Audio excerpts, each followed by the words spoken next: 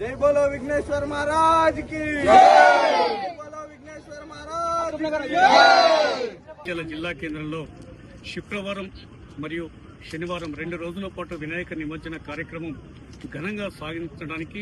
వైభవపేతంగా గణనాథులను స్వాగతించడానికి గాను ఈ రోజు నుంచే ఏర్పాట్లు జరుగుతున్నాయి। ఈ సందర్భంలో ఈ రోజు కూడా జగిత్యాలలో వినాయక నవరాత్రి ఉత్సవాలు ఘనంగా జరుపుకొని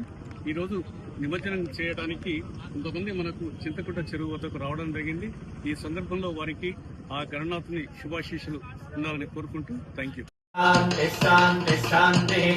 ओम लं नमस्ते गणपतये त्वमेव प्रत्यक्षं दत्तमसि त्वमेव केवलं दत्तासि त्वमेव केवलं धत्तासि त्वमेव केवलं हर्तासि त्वमेव सर्वं खल्विदं ब्रह्मासि त्वं साक्षादात्मासि नित्यं प्रथम वक्ष्मि सत्यं वक्ष्मि अववक्तारम् अवश्रोतारम् अवजातारम् अवधातारम् अवानोधानमवशिष्यम्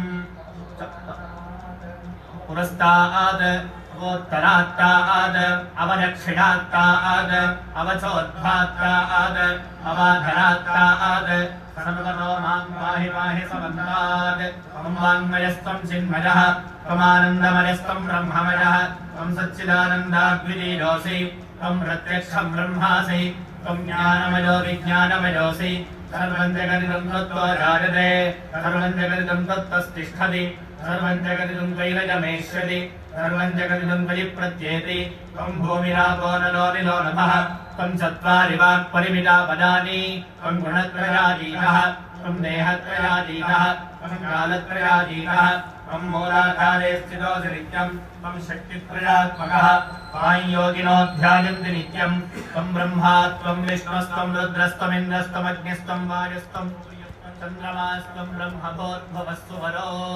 गणादीं पूर्वमुच्चार्यवर्णादीं तदनन्तरम् अनुस्वारः परतरः अर्थेन्दुलसितं कारेण रुद्धम् एतत्तममनस्वरूपम् अकारः पूर्वरूपम् अकारो मध्यमरूपम् अनुस्वारश्चान्त्यरूपम् बिन्दुरुत्तररूपम् नादस्सन्धानम् सगुम्भिका सन्धिः सैषा गणेशविद्या गणकर्षिः गायत्री छन्दः श्रीमहागणपतिर्देवता ॐ गङ्गणपतये नमः। एकदन्ताय विद्महे वक्रतुण्डाय धीमहि तन्नो दन्ती प्रचोदयात्।